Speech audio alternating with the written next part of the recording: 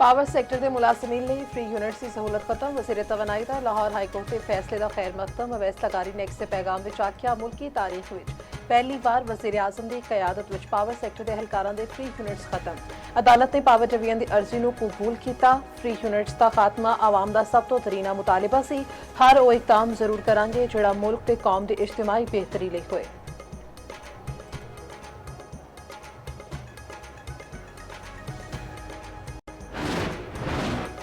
Iran नाल मुआहिदा हो गया तो मैं पाकिस्तान आवांगा। अमरीकी सदर डोनाल्ड ट्रंप का ऐलान। दावा किया कि ईरान ने तकरीबन सारिया गल्लां ते इत्तेफाक कर लिया है। ईरान ने एटमी हथियार न रखने ते तबाहशुदा अफसूदा यूरेनियम हवाले करने ते आमादगी जाहिर कर दी है।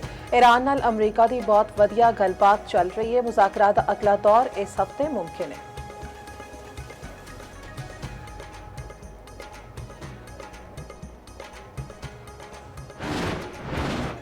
अमरीका ईरान मुआहदे लई कोशिशां। फील्ड मार्शल सियासी मुनीर दी तेहरान में ईरानी सदर नाल मुलाकात। ईरानी मीडिया के मुताबिक अमरीका ते ईरान नूं एक मुआहदे ते मुत्तफिक करने लई यह मुलाकात बहुत अहम है। मसूद पज़ेशकियान नाल मुलाकात में अब्बास अरागची ते मोहसिन नकवी भी मौजूद सन। फील्ड मार्शल दी ईरानी पार्लीमेंट के स्पीकर बाकर कालीबाफ नाल भी मुलाकात। फील्ड मार्शल दा खातिमुल अंबिया सेंट्रल हैडक्वार्टर्स दा दौरा। IGRC के कमांडर नाल मुलाकात।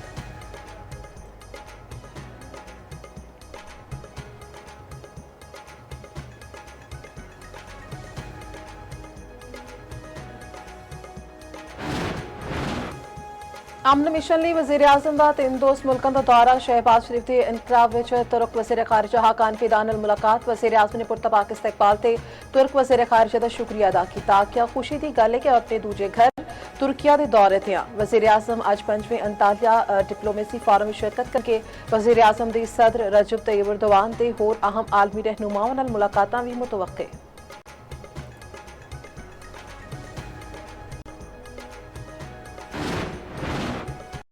ईरानी अवाम का अमरीका ते एतमाद नहीं रहा। ईरान अमन ते इस्तेहकाम के खिते में बरादराना ताल्लुकात का ख्वाह है। ईरानी सदर ने आख्या कि खिते की सिक्योरिटी खिते के मुल्कों को खुद यकीनी बनानी चाहिए। मुस्लिम उम्मा का इतिहाद से होनी इरादियां पूरा होने तो रोकेगा। अमरीका इस तनाज़े में फाते बन के नहीं उभरेगा। तनाज़े नाल दुनिया के खिते के मुल्क नुकसान उठाउणगे। ईरानी सदर ने सालसी ते जंगबंदी में पाकिस्तान के किरदार को मुअस्सर करार दिता।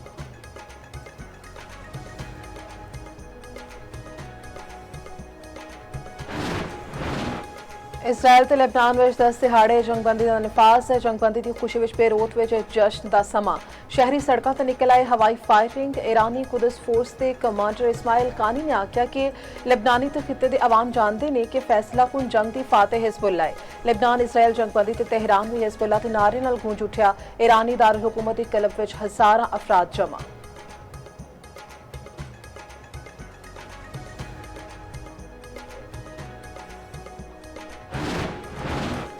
वज़ीर आज़म शहबाज शरीफ का लेबनान में जंगबंदी के ऐलान का खैर मकदम। एक्स के बयान में आख्या कि लेबनान में जंगबंदी सदर ट्रंप की सिफारती कोशिशों के नतीजे में उम्मीद है लेबनान में जंगबंदी पायदार अमन की राह हमवार करेगी। पाकिस्तान लेबनान की खुद मुख्तारी ते इलाकाई सालमियत की गैर मुतज़लज़ल हिमायत अदा करता है। पाकिस्तान खिते में देरपा अमन के हुसूल सारिया कोशिशों की हिमायत जारी रखेगा।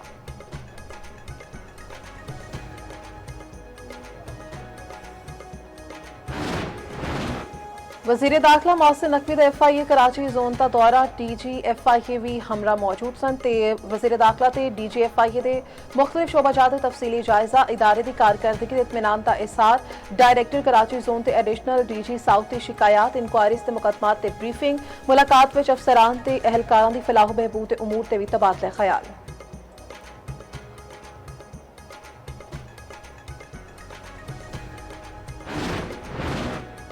गूगल पंजाब विच 1 लाख तो वध तलबा नूं गूगल सर्टिफिकेशन कोर्सेज मुफ्त कराएगा। पंजाब विच पहली बार कॉलेजेस एजुकेशन की स्टैंडर्डाइजेशन का उसूली फैसला।